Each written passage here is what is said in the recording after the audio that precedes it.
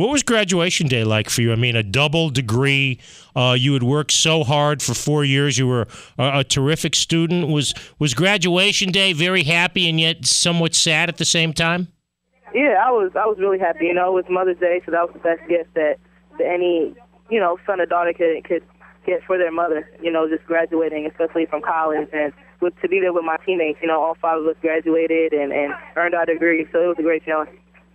And of course, this season was obviously phenomenal. And I think the thing that impressed so many people, Tina, was the people who maybe didn't follow the team as closely as we did.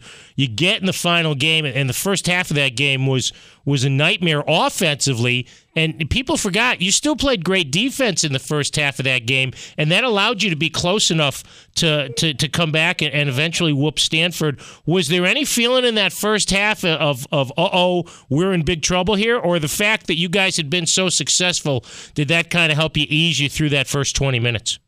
I think what helped us definitely with our confidence was just practice. Even though up to that point we were going like 70-something in a row, at practice, coaches still challenge us. Our practice players will still be hard on us, and Coach, he will put us down in practice, and we will have to find a way to get through that. And the fact that we were able to do it in practice, we knew we would be able to do it in a game, especially the most important game out of the whole season. So we definitely had confidence coming out into the second half. Tina Charles from the Connecticut Sun of the WNBA with us here on Sports Talk. I'm Joe DAmbrosio. Red Sox and the Diamondbacks coming up at the bottom of the hour. Your website, www.tinacharles31.com, was recently launched. If I log on there, what am I going to find? That you're able to follow me on Twitter, on Facebook, and just different updates about what's going on with me, my whereabouts, and how the Connecticut Sun is doing. Have you always been interested in the social media? Are you a big tweeter? Yeah, I'm starting to get more into it. Renee Montgomery had threatened me and said that she wasn't going to follow me unless I put something other than good morning and have a blessed day. So I'm definitely getting more into it. What's your Twitter address? My Twitter address is TinaCharles31.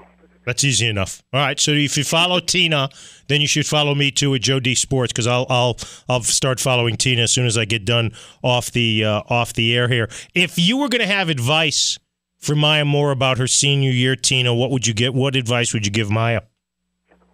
Just advice that she gave me. Just going out there and just working hard and just taking everything in and just leaving everything on the court. And she, with her faith and just her being a Christian, just leaving her out there for God and just playing for Him. So I know she knows how to handle that, and she'll be fine. I like the website. I just logged on. I like it. I like how big and bold it is with the Sun logo in the background and stuff. That's a nice. Did you help design that? Yeah. There was this media called Lodestar, and they're just great at what they do. So that's a big shout out to them and just everything they did to put into that website. Now, I know you're a big sports fan, and I know you've been following the NBA Finals. Celtics are 2.5 hours away from trying to clinch their 18th championship. What has impressed you most about the NBA Finals thus far? Definitely Rondo, and just the way he's playing and just the intensity level that he has out there, and just the way he's trying to lead his team. And, you have Paul Pierce and my guys, especially Kevin Garnett. So, I think with the big three, with them and Ray Allen, I think they could pull it out. And I want them to. I'm going for Boston. How long have you been a fan of Kevin Garnett? Since I can remember. First it started off with Patrick Ewing, and then when he retired, I just hopped on to Kevin Garnett. Yeah, Rondo has been pretty spectacular. And I would think going into tonight, I would think the big thing for the Lakers is they got to get Kobe Bryant and Paul Gasol some help. You're not going to beat the Celtics with just two guys. Yeah, exactly. I know for the Lakers, and just being from New York, I know everybody's waiting for Ron Artest to just, put it on. So I know if they have Ron Artest, that's the X factor as far with Lamar Odom. Yeah, exactly. And I also think, too, that the one thing, and you know this from your playing career, when a team goes on the road, the bench, the road team's bench doesn't seem to play as well. I would expect the Lakers subs to step up a little bit tonight, and maybe Big Baby and Nate Robinson and Rasheed Wallace, maybe not play as well as they did in the games at Boston. Yeah, but you never know. Just with the confidence level that they have going into that game, the way Nate Robinson is playing and Big Baby. So you just never know. But it's going to be a great game. Now, from New York, are you a Knicks fan? Yes, definitely. What has happened to the Knicks?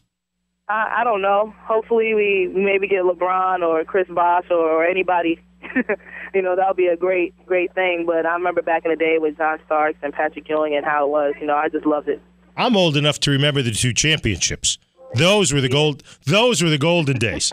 I remember as a high school kid watching Walt Frazier light up Jerry West and the Lakers for the first title, and I was a Knicks fan back then, Tina. There was nothing better than that. Well, the time that I remember is when the Miami Heat and the Knicks were always getting fights, and Jeff Van Gundy will always be in the middle of it trying to break everything up.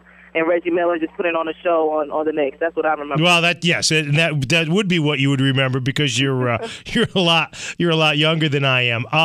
Let's talk about what's coming up with your schedule before we let you go. You got a little road trip coming up, and you go to L.A. I know that Candace Parker is a little banged up, but that's still a pretty good basketball team. And then you visit Tarazi in Phoenix on Sunday. Yeah, definitely. We're looking forward to it. We're still looking for our first road win. We're 0-3 right now. We're 6-3 for the season, but we're still looking for our first road win, and it'll be great to have it in LA and then just to go out in Phoenix and just keep it rolling. All right. Hey, Tina, congratulations on everything to date, especially that graduation from UConn. Good luck on the road, and maybe we can do this a little bit later in the year. And again, the Twitter account is TinaCharles31, and the website is www.TinaCharles31.com, right? Yes, exactly. Thank you. I really had fun with this. All right. Thanks, Tina. You bet. Bye-bye. All right. Tina Charles of the Connecticut's, and very savvy young woman.